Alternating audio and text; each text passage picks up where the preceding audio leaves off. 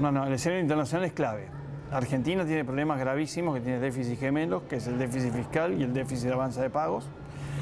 El problema no lo creamos nosotros solos, pero estalla porque ya el resto del mundo no nos quiere financiar porque están aumentando las tasas.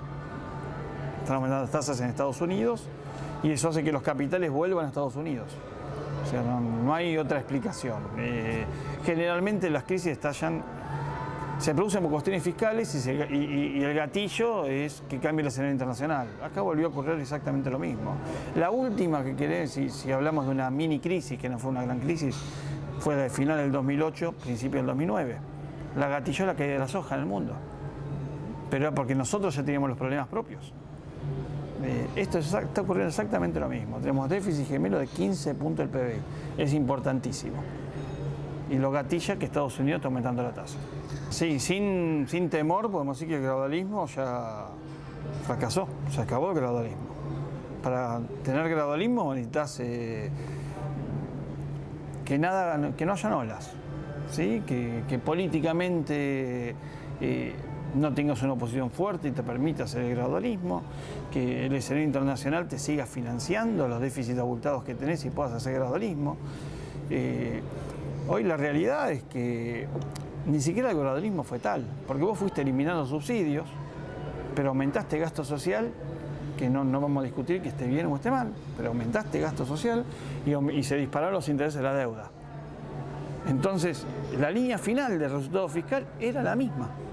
Prácticamente no hubo una reducción. Bajó el superávit primario, el déficit primario, pero el déficit financiero terminó siendo el mismo.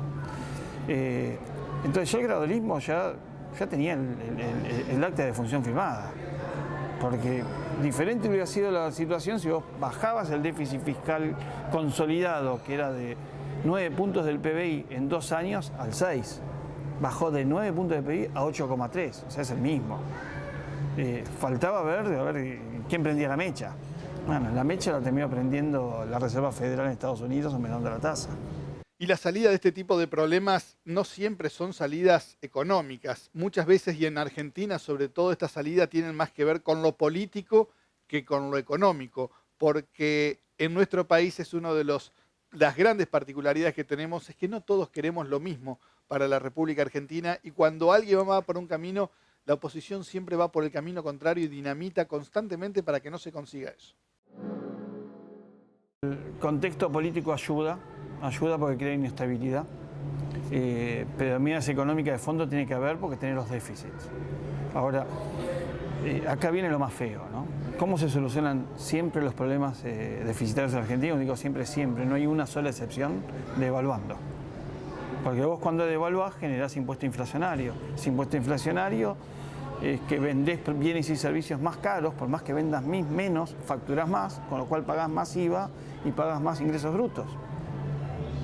Esa devaluación hace que en dólares tu gasto público sea menor, el déficit fiscal sea menor en dólares y aparte puede aumentar la recaudación en pesos, con lo cual vos necesitas menos dólares para financiar ese déficit.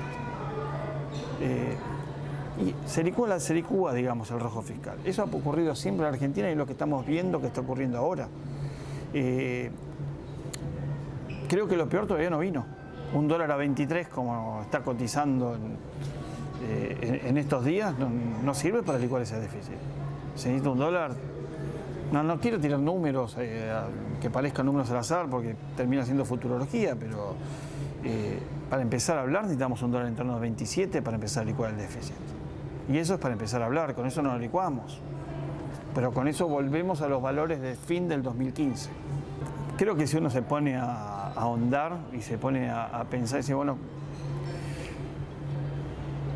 que baje el gasto público.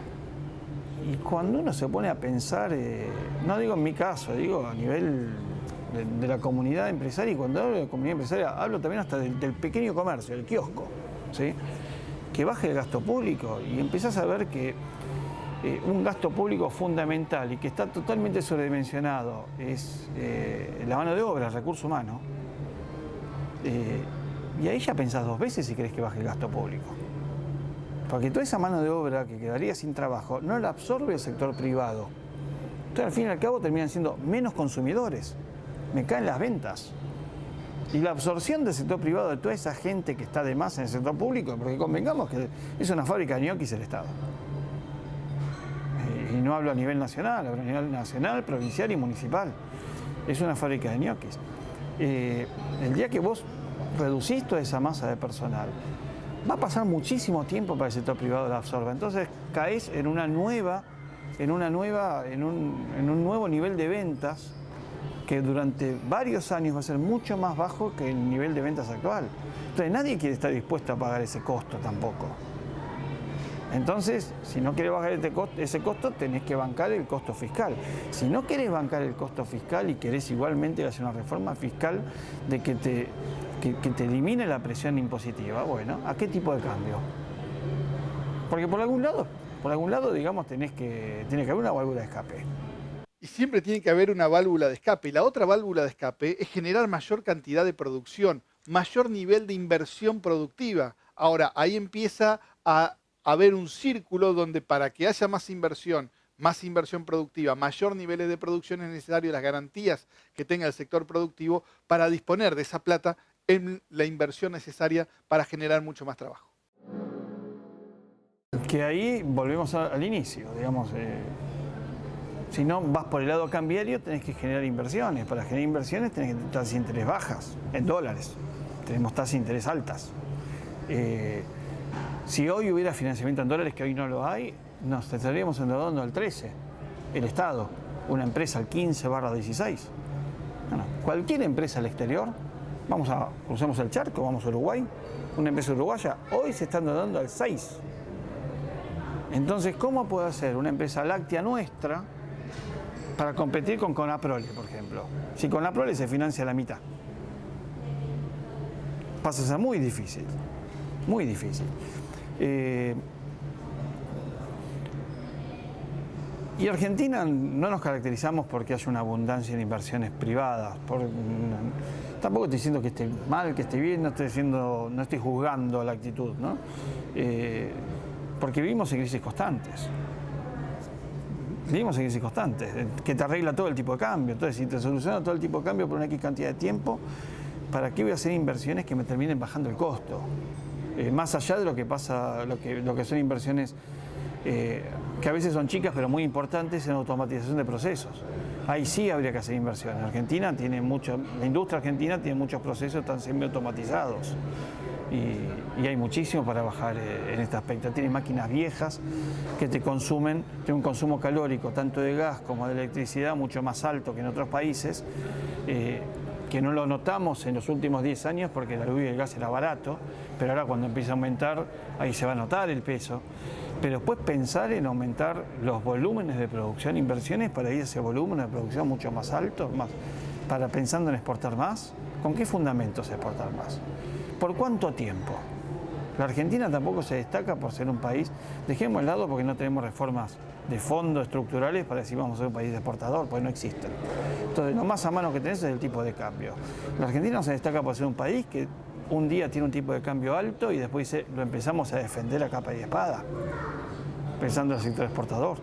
Dura 3 años el tipo de cambio alto.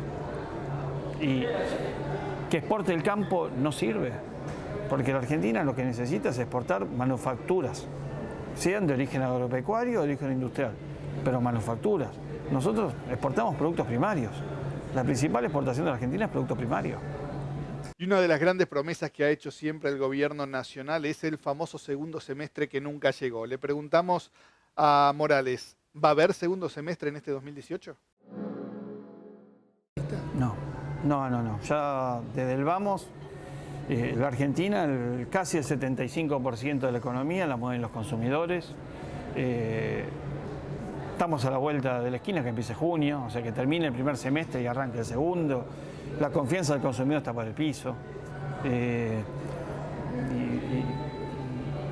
Se están cayendo el 50% de los créditos hipotecarios que la gente está queriendo tomar, no se están otorgando, o la plata que le dan ya no les alcanza para comprar el departamento de la casa que reservaron. Están aumentando los precios de los autos, que era el sector que estaba marcando punta, y uno tenía la esperanza que en algún momento empiece a haber un efecto cascada y que rebalse al resto de la economía. Consumo masivo tuvo un mal primer trimestre, marcha a tener un mal segundo trimestre, y el tercer trimestre